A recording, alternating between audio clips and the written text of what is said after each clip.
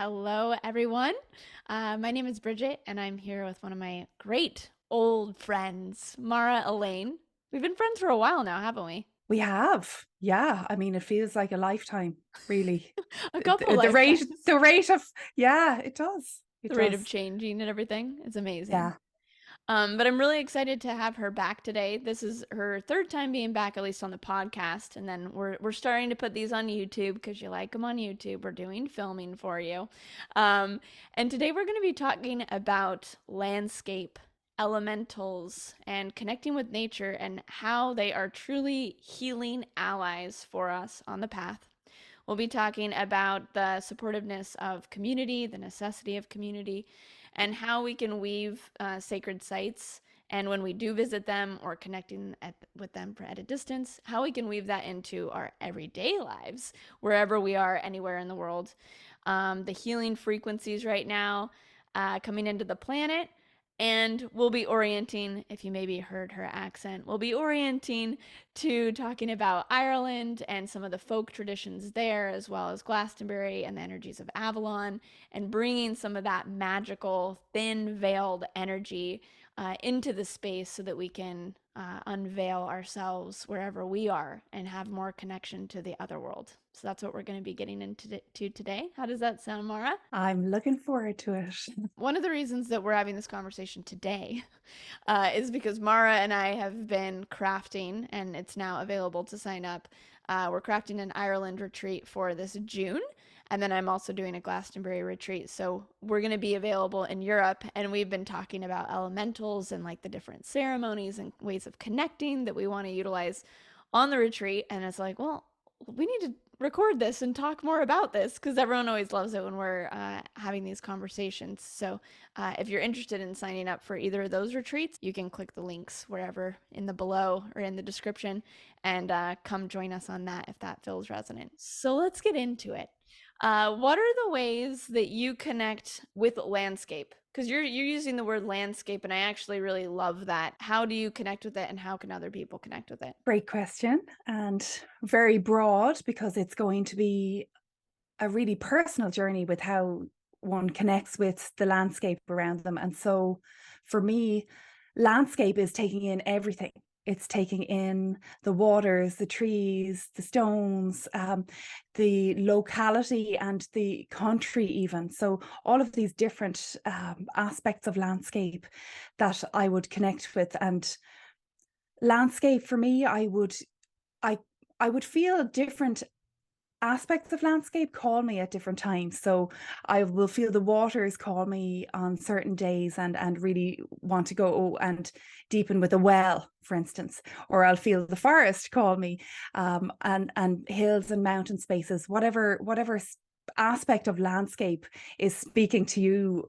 Or speaking to me, should I say, in a specific time, and I will go and interact with those places, and many times they're places that I've frequented over and over again, so I have a relationship with these landscape spaces, and then the elementals or energies or elemental guardians in these places. That's a little intro Yeah, to that and how I yeah. connect. Yeah. A lot of people I think are getting more versed. I think the like spiritual world of culture, that is some people are really connected in nature, some aren't. But just there's this weaving, I think, of when we see the research on like nature bathing and we're like, it's really good to be in nature. Okay, I guess I'll get out there. And so it's like, okay, there's a reason to get out there.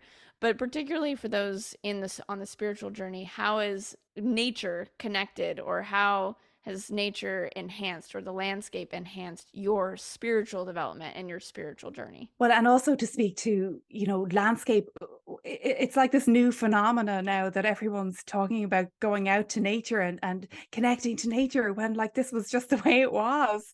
It's the way our ancestors, would have, it was just we are part of nature, and we would have been much more in sync and close to nature. And now it's almost like a popular phenomenon to go nature bathing or forest bathing, and it cracks me up. um And it's beautiful also. There's definitely here in Ireland like a real renaissance culturally around landscape and the mythology that's held in the land, and reconnecting people out to the land in those ways. And in that, then there is that opening of your natural capacities. And I think that's what connecting with nature and landscapes and sacred places in nature really bring to you, and have brought to me. They've really opened me up to aspects of me that I had forgotten, and Mm-hmm. aspects of me from other times and places. So many parts of me that were not accessible until I really started developing my relationship with nature and with these land places in Ireland and around the world. Mm-hmm.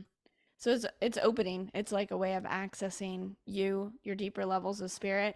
And also it does feel like, at least for me, like an easy entry. Whereas like if you're like, oh, let's connect with some star beings or this or that, it's much easy, natural in a sense to just like, let's start with an elemental being and let's start with a tree.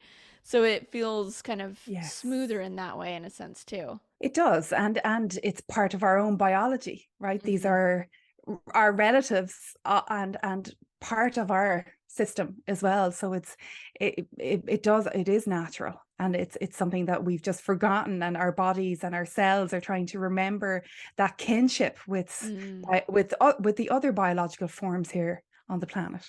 Thanks for bringing that in, because the point Yeah, is we are nature. And I think yeah, like I don't know why today I'm kind of like coming from this like city, I'm not connected to it perspective. I'm like, "Oh, yeah, that's interesting." But it's like we are yeah. fundamentally nature. So of course, being out there and connecting with it is gonna like do more for us, you know? Yeah, yeah. It strips away the things that are all mind based, the things that distract us from our innate bodily intelligence and our innate connection to all life, I suppose. That's that's what happens when we put ourselves in our boxes and in front of our screens, right? Mm-hmm. That we totally forget who we are, Yeah. Yeah. truly. Yeah. So that's one of the amazing things, and I think one of the reasons I continue to be called back to specifically, the Celtic Isles and Europe, is Yeah. because there is this cultural intertwinement between more of that awareness. Whereas in America, it's like we've got incredible nature, we've got these national parks and like a lot of wild nature, but the relational, cultural cultivation isn't as there. So where do you see that with Ireland, or even like Glastonbury or England, or like people's connection or the cultural connection to landscape there? I think in Ireland, it's there's so much beauty. I think beauty naturally grabs people's attention, right? And that the beautiful landscapes do something to you, and they really lure you into that connectivity. Mm-hmm. And I suppose Ireland, with the beauty and with the greenery of it, well, a lot of greenery has been lost as well, as nature is shifting and as we do things to her as well. Yes. But I think that sense of being called into these spaces that are very accessible because they're very otherworldly, like that we would have a lot of places on the land here that are so liminal and really do something to the human, I feel, and that's very accessible here. Mm-hmm. Whereas I think in the wider landscapes, in those roaming landscapes in the US, it's a very different sort of interaction that you have with the field there. Yeah. Um, and here, because it's a small island, because there's layer after layer of cultural, folkloric dialogue with these other realms, that's very accessible here. Yeah. And so it's just easier for those that are open to it, and those that are ready to meet those realms of elemental consciousness here. Yeah. And that's one of the joys there, particularly there, or I would say generally at any sacred site, is like Yeah. that's why we go there, is because we can like more easily connect because the veil is Yes, thin, and then it teaches us how we can do that and bring that home back to where we are. it's true. Yeah. Absolutely. Yeah. I mean, you know that from Sedona, like how from where you are now, Mhm. and say Sedona and where you've lived before, can you feel palpable difference in terms of connection with elemental, with In nature? entirely different. Yeah, Entirely different, and spiritually too. Like the spiritual like accessibility to those other times, guidance and inspiration and yeah, elemental connection. All of those are just super heightened and yeah. enhanced in the sacred sites.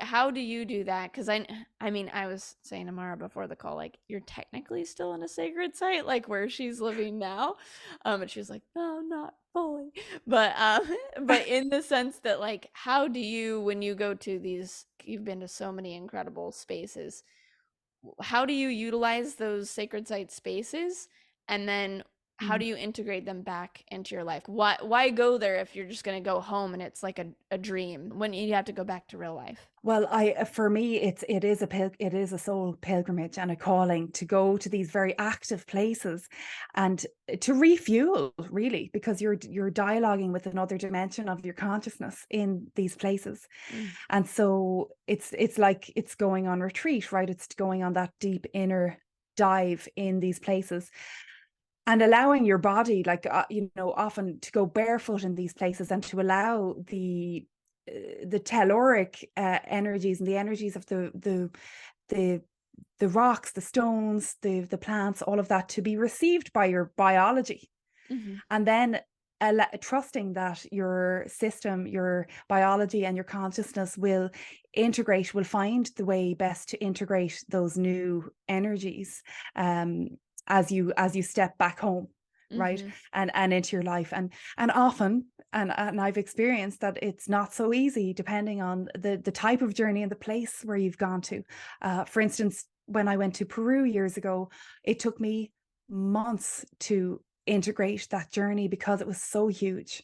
My system, looking back now, I probably wasn't ready, even though I was there.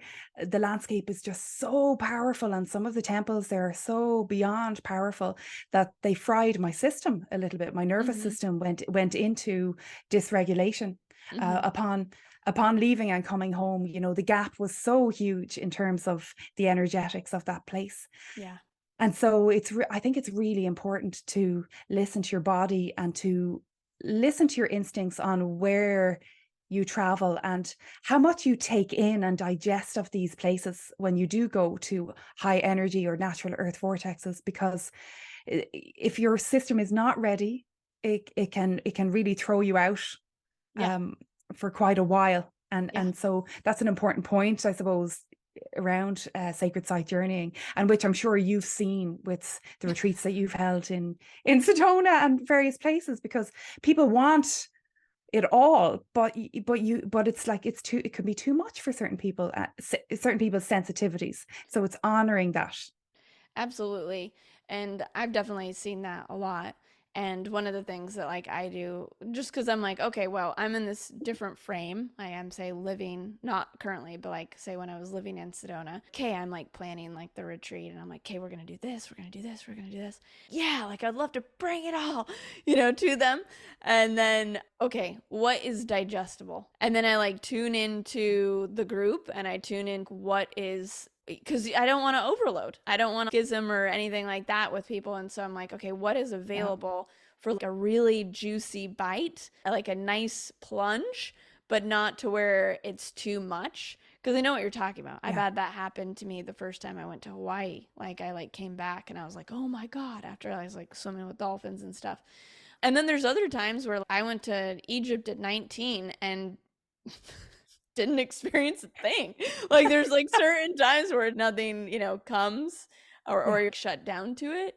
But I think that that's one of the, I'm grateful that I've been, yeah, living in these places. I feel like I know how much I can handle or like people can yeah. handle, but I do watch other people and me earlier in my life where I would just like junk out. I'm like, let's go. And then just like visit all these places.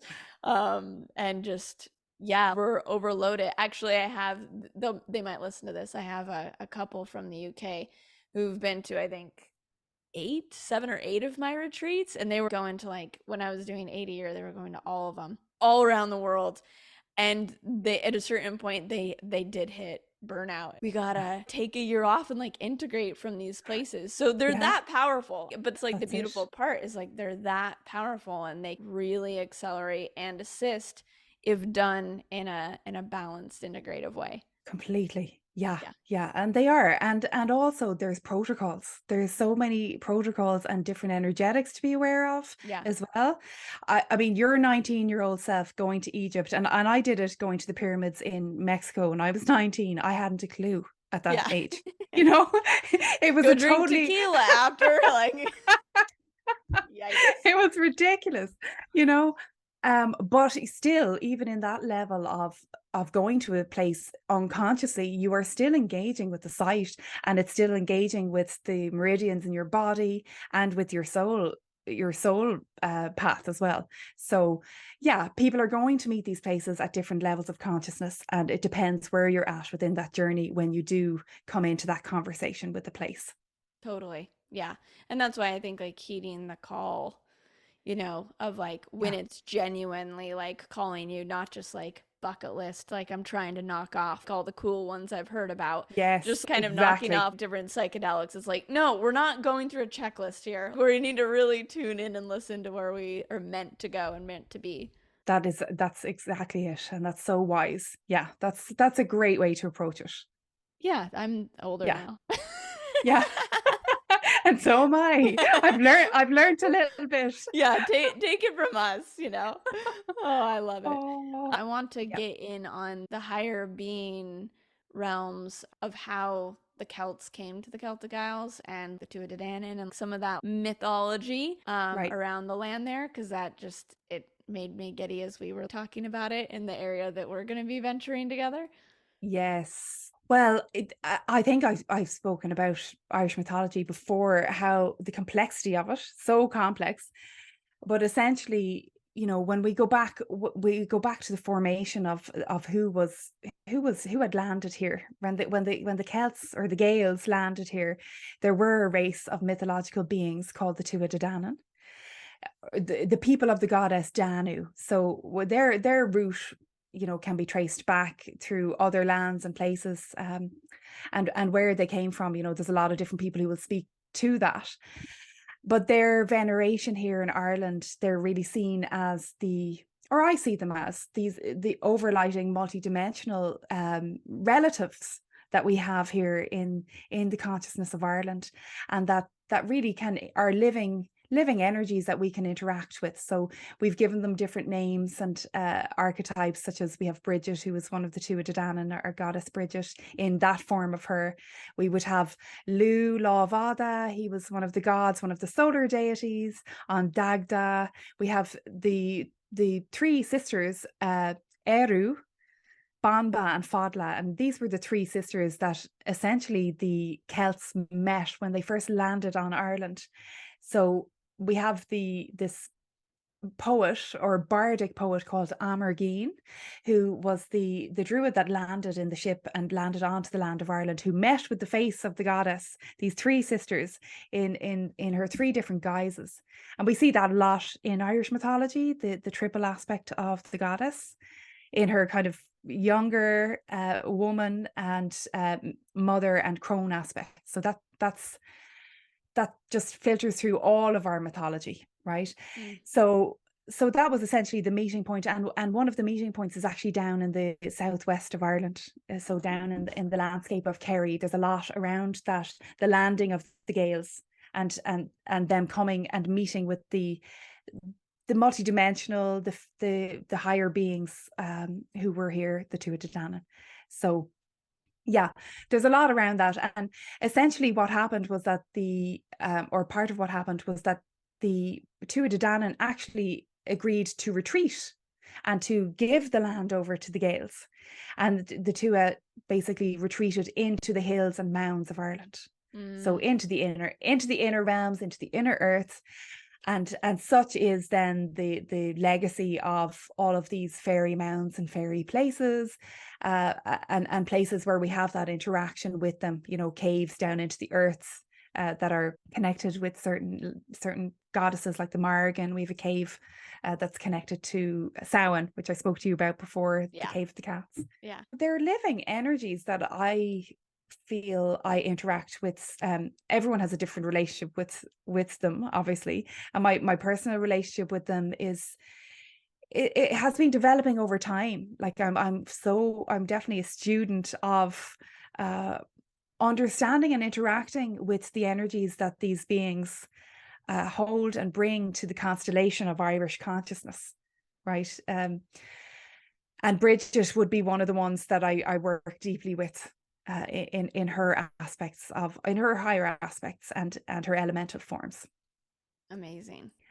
I love that. Thank you for So sharing that. yeah, Yeah, you're welcome. there's something that like that was just like weaving together for me as you were sharing around there's like the land energy and then there's the ancestral energy, which the ancestral energy is kind of overlaps with the multidimensional energy.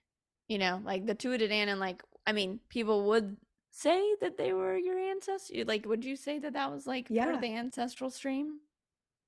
Well, I would, Yeah. because we're made of the stars, and they are beings that came in their ships and landed they came through the clouds and landed onto the hills of Ireland, you know. Yeah. So that symbolizes our star ancestry, to me anyway. Yeah. Yeah. Yeah. And I feel like that's, I mean, whatever our cultural genetic lineage is, it's really beautiful and powerful to tap into those multidimensional energies that you were just speaking to, which is why I invited them in. And then also wherever we are, because as you were speaking to that, I was like, is it equivalent where, say, I am in the US or whatnot? And there are. And that's why there's these mythologies everywhere around the planet. There's the other Yes. version of it. And so it's like we can connect with, you know, the elemental energies where we are, and we can connect with the multidimensional energies. And about the last this well, it was Yeah. last year. We're in the new year. I haven't calculated that yet. Last year, I was very focused on the Grand Canyon and hiked it 3 times. Was very connected to that energy more towards the north of Arizona. And whatever those multidimensional beings are, those otherworldly beings, I really felt them. And I had been in Sedona for almost a decade, and I hadn't ever accessed those multidimensional ancestors and star beings that are there. Oh, Um, wow. and so just to say, I think to anyone listening, if Mm. you do have Irish in you, like here's some of what you can connect in with and access. And also to anyone else, wherever you are, tune into who those magical beings are of these landscapes. Exactly. And they're, our ancestors tracked the celestial movements, right? And there's certain parts of the earth that will be aligned with certain bodies, celestial bodies. So I suppose that's what you're interacting with, possibly, is the ancestors that came from a specific star nation that would have informed the people in that region. Yeah. That's what I would see it like, the Hopi Kachinas, like that's where you were, right? So Those were the yeah. ones. Oh Those were the yeah. ones. Oh Yeah. yeah. Powerful. Oh yeah, Bridget. So powerful. Oh my gosh. Yeah. Life Oh changing. yeah. Yeah. Yeah. Oof. I can feel that. I feel it's such a soul kinship with that piece of the earth as well. I know. I'd love to go down into the canyon. I'll get you down there, Mara. Let's go on. Let's go on down. Good. Just an easy walk through the mountains. Oh yeah. A nice 20 miles in a day. No biggie. Just like our ancestors. Yeah. Yeah. Yeah, One no of the problem. guys, do you remember Daniel Whipple? He was quite a personality. I think he was there when you were there in Sedona. He I think pretty so. much almost walked it barefoot. This is incredible. Wow. Yeah, he made his own shoes the day before and then walked in them, but they were that thick, like there was just nothing. And I was like, Oh dang, my. this is next level. This is what our ancestors used to do. And this Yeah. is why we were Yeah. more connected, right? That's it.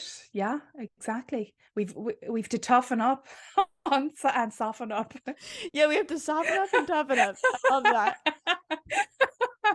I was listening to the Irish podcast that you sent me, but they were talking about how in the older days, the Irish older women would walk Yeah. barefoot everywhere, and then they would carry their Oh, yeah. shoes, and then they would put them on when they went to church or like put them on when they went to the store. Really? Oh, that's what people were doing. They actually weren't wearing shoes like around, you No, know? they weren't. My dad walked to my parents would have walked to school with no shoes. Really?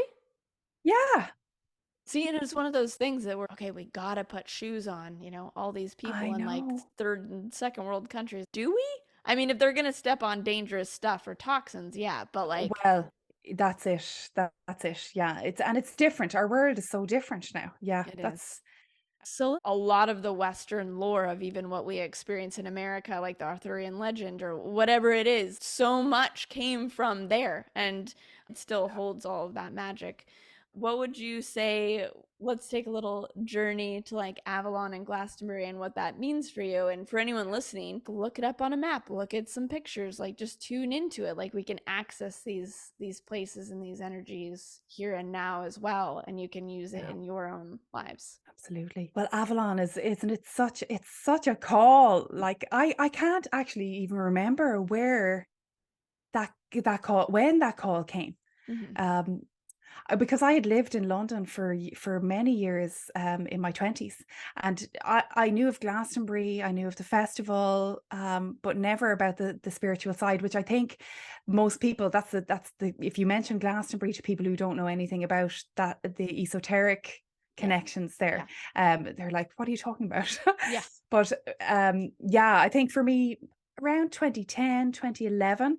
Um, and as often is the case, when you go to one part of the world or to one powerful portal, another place will start coming into your consciousness. And I think maybe Peru opened that.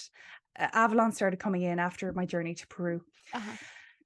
So yeah, I mean, it's a wild, it's a wild place. I can't even, yeah, I don't think yeah, we've ever talked about this. I don't even we know what probably you think haven't. about it. This is great. Well, You're getting I've it had fresh, everyone. Yeah, I have some wild experiences there. Oh my God. Yeah.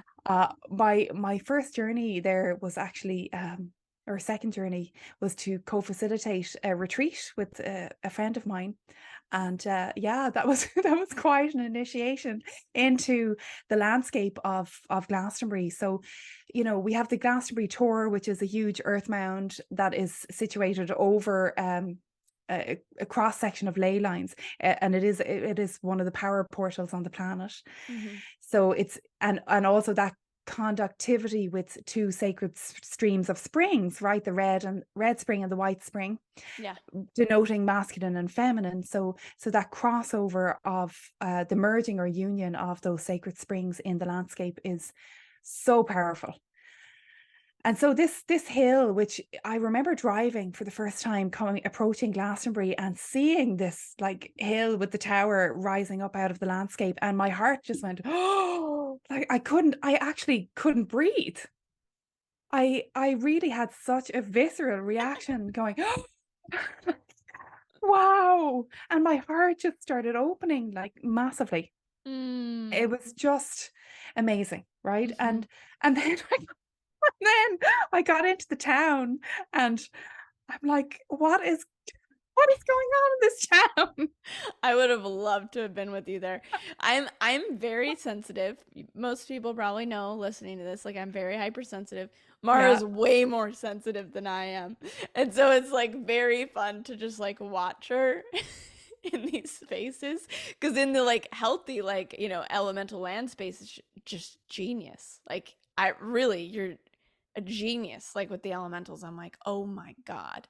Oh, Um, and then when you're in like more dicey, like especially like human energies, it's like just hilarious to I watch. know. I kind of have a little nervous breakdowns every so often.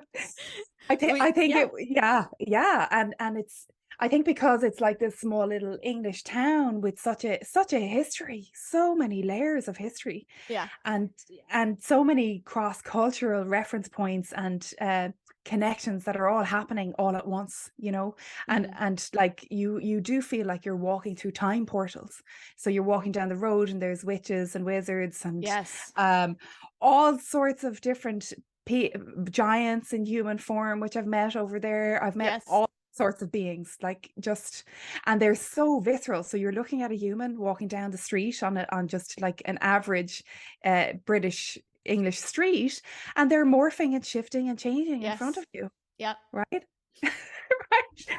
And it's real. So it's, and I think everything exists there, the dark and the light. And it's just, yeah, that was a lot to take in. Mhm. I remember being a lot, but also I was so excited to be there. So, you know, the traditions that go back even to the Christed lineages and Yeshua and the Magdalene, King Arthur, Guinevere, all of these myths and archetypes and people, human people as well, um that interacted with that place. And Mm. also Goddess Bridget. So there was a big connection with Ireland and Bride's Mound and the Goddess Bridget coming from Ireland as a druidess. So that connection with Ireland and Avalon is very palpable over there. But yeah, I mean, if you're a person coming over there for the first time and going, well, what's going on here? Like it is an initiation. Mhm. And I've found through many successive journeys going back there, it's new every time, it's deeper every time, and it reveals more and Yeah. more the more you're in relationship with that place. So yeah, wild. I want to hear about your first meeting with that place. My first meeting with the place, it was kind of on the list. You know, I was doing my checklist, which I do not promote anymore, of getting to the different sacred sites. And I didn't ever have expectations of it meaning something to me. You know, I was just like, let's tune in to like what's going on here. And Yeah. I remember arriving, and I arrived pretty late, and I was decided to do 190 days of Qigong, right? Like I was doing my 90 days of For that. Qigong in a row. Yeah. Like the while I'm traveling internationally, so I have to like somehow, you know, jet lagged, do an hour of Oh, Qigong like at 11 p.m. before midnight. This is stupid, bad timing. But I'm in my like B&B, like somewhere very close, like in Glastonbury, like doing my Qigong, half, you know, asleep. And I felt concurrent like life of when I was there before as a priestess. I felt that mm. soul piece. I saw it clairvoyantly and physically felt it reconnect with me, come back in. I got that. It wasn't fragmented. It was just like got that etheric reconnection of that part of me. Oh, Yeah, that had oh, that priestess like life there. yeah. Yeah, I so love that.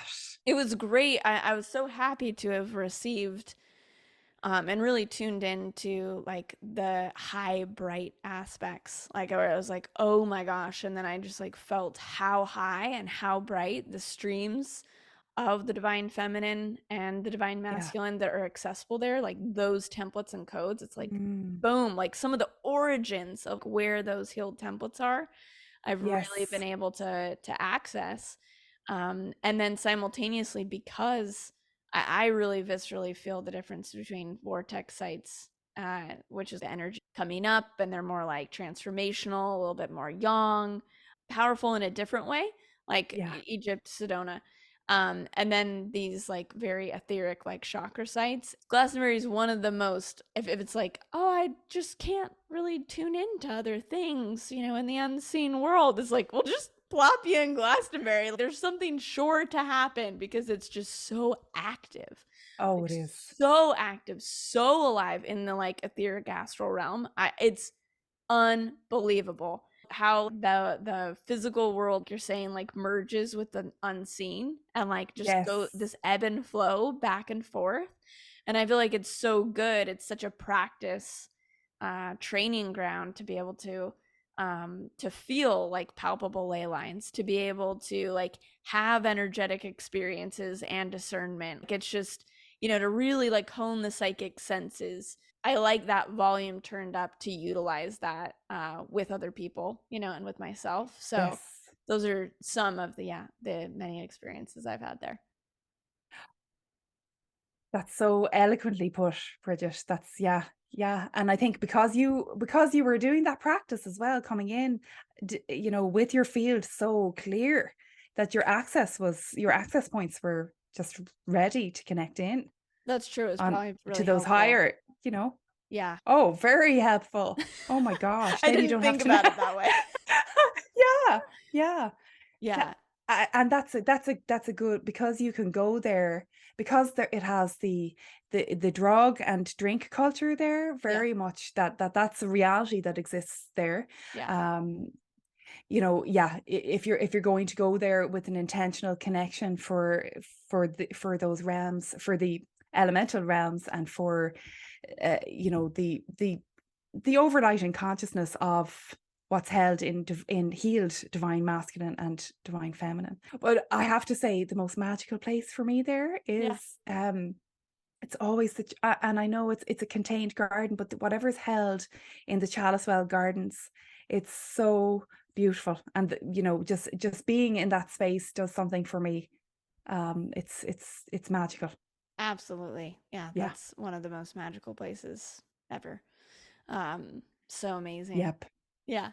I hope everyone's liking this Yeah. journey with us. You're getting like a real Yeah. tour. I hope you look at a picture of the tour as you're going on this tour. I'm interested in how, I guess, in connection to the sacred sites, but in connection to the spiritual path, how have you felt or seen that community is really like essential and supportive, and how do you utilize it on your path? Well, it's been everything. The different types of communities and people that I've met along my path, and how some have held me in containers for a time, and there's been a natural progression then into another realm of being supported by people.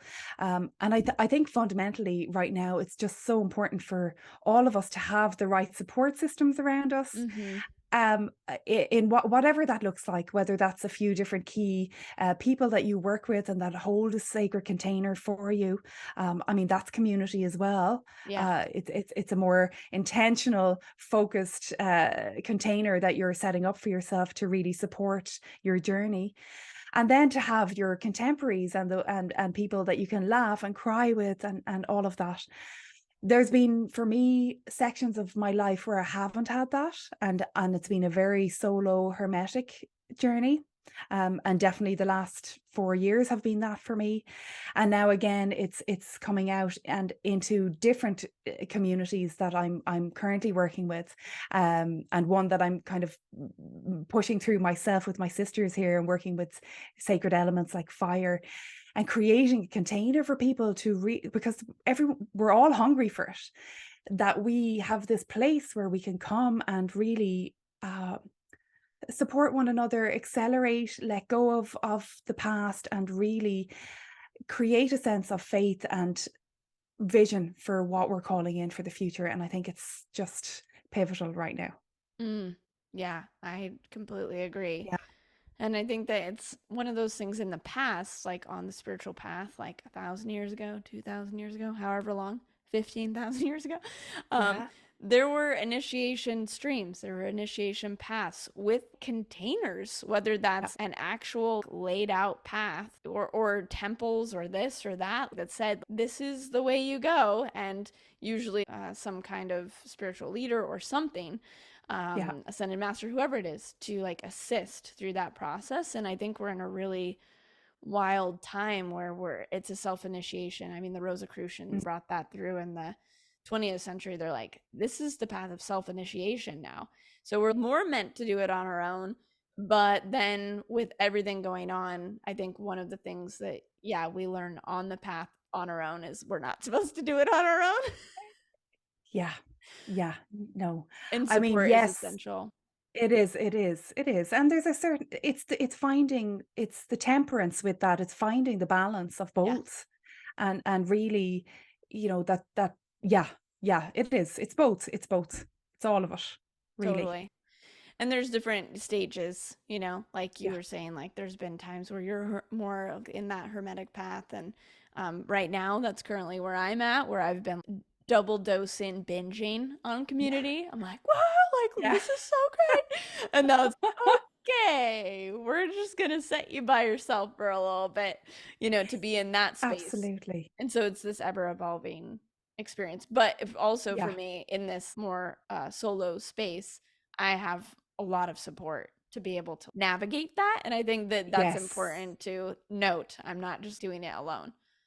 Well, I think that's it. The nature of community, it shifts and changes, but yeah, how it's so important to have a few allies at Hmm. least Yes. that really know you and that you feel safe with, and yeah, to reach out for that, because I know for me, when I was really going through some dark nights of the soul, there are the times that you don't want to reach out, Yes. uh, and it's more important than ever. So, I did give myself the gift of that, of really calling in the right people to hold me in it, and they did. So, yeah, yeah, so important. I'm so happy you did. Yeah, And it's so true. It's those moments where you're like, I don't need this, or I don't need, or I don't want to. Like I'm in a really scary place. Or it's like the yeah, moments you really need to. And then I think also in moments of doing well, those are also times to lean in because then you can really use that momentum. So that's true. I think we always need the support. Wait, exactly, always. Okay, so we just always need it. Got it. I love it. Oh. I'm curious to hear. I know that we're talking like more oriented, like I said, to everyone, like around like the Celtic Isles and that energy. Mhm. But there's so much that we can learn. I mean, I'd be curious to hear what you feel, particularly Ireland and the Irish consciousness, which also lives in those that left that physical landscape that still is like living in us. But what do you feel part of the Irish gifting or the Irish like medicine? And this can be the land and the people or whichever one you want to speak to. What is the medicine of those peoples of your culture? I think it's such a topical thing right now, because Ireland is really going through a massive renaissance culturally, in terms of the reclamation of the language, of our mythology and our landscapes, and also all the ancient crafts and cultural um, activities that would have been lost, Hmm. are really being revived at the moment. So it's so beautiful to see that. And it's also a contentious melting pot right now as well, of that reclaiming of Irish identity, Yeah. from colonization, and the mass amount of suppression and horrific things that have happened to the Irish people, Yes. or that have happened, or, really healing the victim consciousness stuff that is here. So I think there's very many gifts that the Irish bring, in terms of, for to look at poetry. There's so much right now is blossoming in Ireland, and even looking at the Oscars, like I think there's like 7 Irish films that have been nominated recently. So Wow. it's just to speak to the flowering that's happening through the written word, through poetry, through Mm, through the arts in general. yeah. And we really bring that, I feel, always that mantle of being the land of saints and scholars, how the written word, the spoken word, the songs, the dance, all of these aspects are really alive in Ireland, and really intact in the culture. Yeah. And what about in And the so in the I suppose, land too? yeah.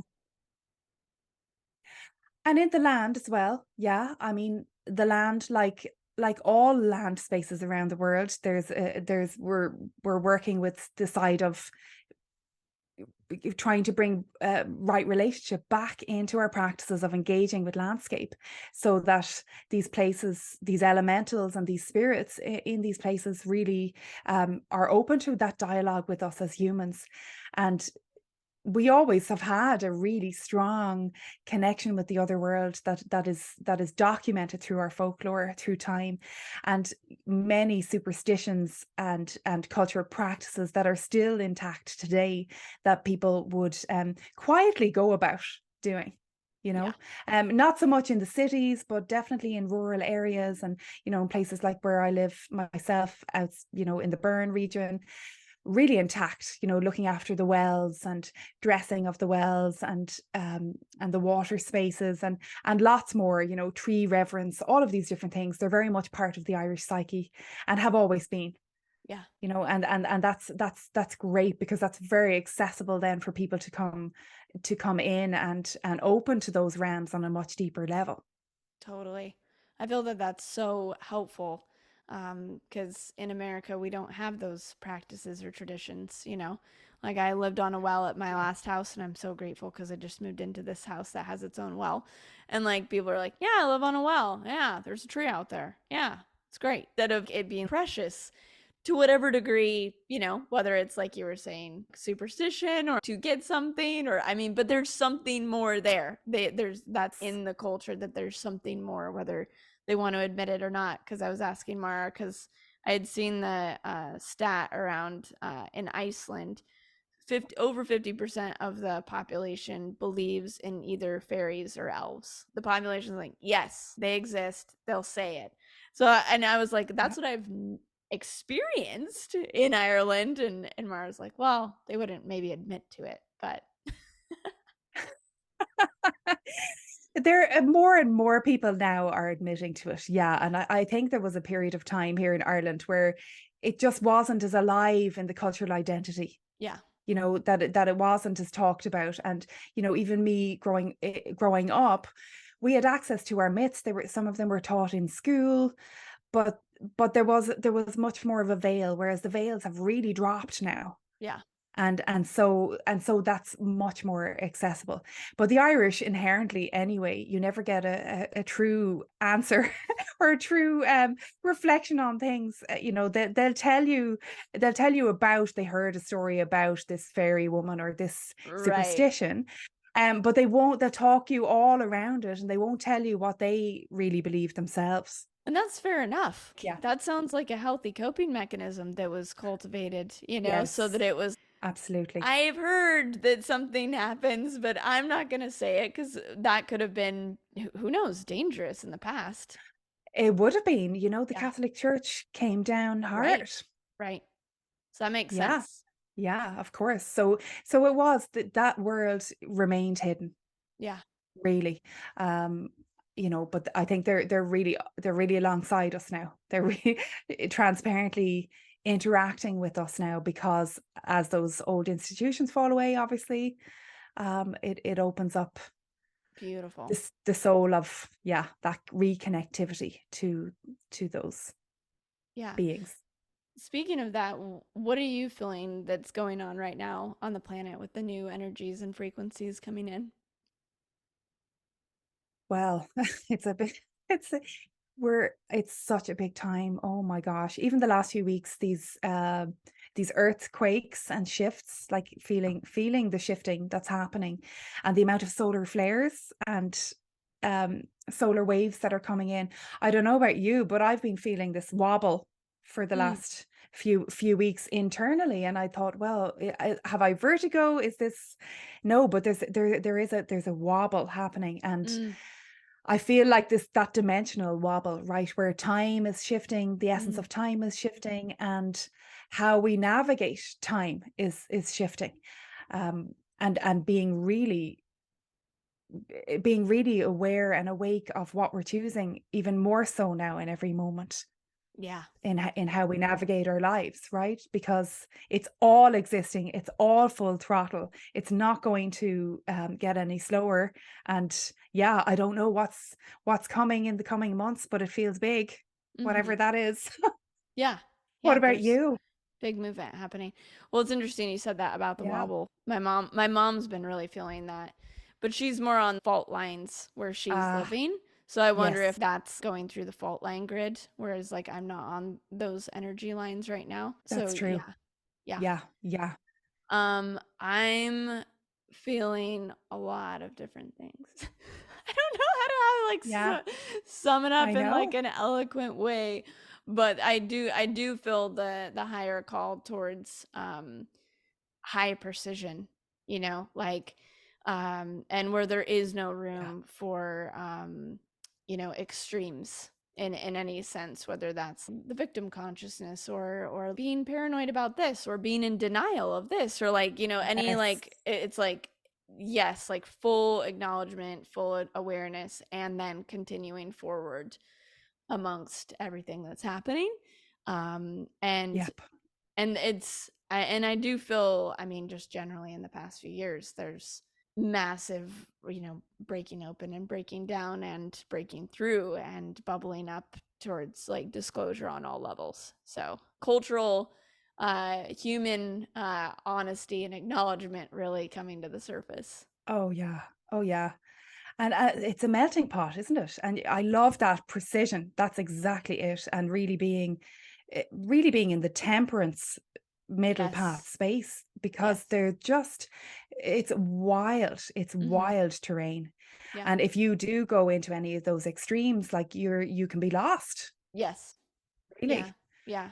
There's no room for Oh, it. And then I think the bypassing where we kind of could do, I'm saying like we, but like on the spirit in the spiritual world, like 10 years ago, it's oh like yeah. you could bypass because things were crazy, but you could kind of just be like, that's over there. There is no everything is just love and light. And it's like, no, it isn't. There it's a mix. It's a mixed bag. And Yeah. we don't want it to well, we do want it to be love and light, but like all the underbelly has to be, acknowledged and integrated with it. Oh yeah, and it's happening. The amount of trauma work and buzzwords that are floating around in the different communities now of people. They are unearthing their stuff, but it's whether that gets truly integrated. Like we really have to integrate all these aspects and stay awake, stay embodied, stay truthful Yes. about who we are and human. Yes. In these times, that's yeah, we can't bypass anymore. No, definitely I not. I don't think you'll just be slapped across the face. You'll just be slapped and slapped and slapped. It's just not possible. Like it's Totally. wave after wave, right? Yes, absolutely. Absolutely. Yeah, Yeah, yeah. yeah. I think yeah, embracing our humanity is one of the best ways through, ironically. Yeah, Yeah. absolutely. And that's the community part and the heart connection part. Yeah, But simplicity, the simple things. Yeah. definitely. As we close up, is there anything else that you want to share on any other level? I think we're at such a ripe point in time. I really feel, Bridget, that the nature of the landscape and these sacred sites are shifting and changing as they do, right? Yeah. And that the energies that are coming from the solar bodies and interacting with the earth, there's a big dynamic shift happening at the moment, and so that's obviously going to be reflected in our own bodies and in our lives. So there'll be new places coming online. I feel new places and landscapes that are calling to be tended by people Mm, and interacted with by certain people. So to really, if it's part of your journey to open to these places, really trust where you're guided, that it doesn't have to be these, the checklist that you spoke to mm-hmm. earlier, right? And that, people coming to Ireland, that they're rushing around. I see them rushing around trying to get to every site, like the Cliffs of Moher. And like there's just the Cliffs of Moher, there's just hundreds and hundreds of tourists at these cliffs. And for me personally, I don't want to be there. I, Mm-hmm. I want to interact with the landscape that feels like it's not overloaded. Mm-hmm. Um, and so really listening to where you're being called and that it doesn't have to fit somebody else's checklist, and to listen to that if you want to develop a relationship with sacred places and landscape, to Yeah. really trust yourself. Yeah. Thank you. And I know that Yeah. you're partially saying that to me because that's what we started out. Because I'm right now in No. the kind of middle of nowhere in Texas, and it's magical. It has its own Yeah. magic, but it's like, how did I end up here? And Mara's like, there's a reason. And I'm like, yeah, I haven't figured it There out yet, is. but I'm listening. You just have to trust it. If I Yeah. looked back at even a few years ago thinking, where am I visioning my future self to be? It's not really where I am, but yet it totally makes sense now Yeah, why in the I am bigger where I scheme, am. totally, in the bigger scheme of things, and like these different nuggets we pick up along the way. And like, and as you know, because you've been to some such extreme different landscapes. Like we lived together in Sedona, and then like you've been to all these different places, and each of them have such different like medicine and energy, like that is needed in some way, Oh like yeah. for us and also for us to give to the land. Well, thank you everyone so much for being here, for listening, for watching wherever you are. And if you'd like to come join us in Ireland Thank you. together and with me in Glastonbury and or me in Sedona, you're more than invited to venture into these sacred places together in community and in sacred connection. So thanks everyone. See you soon.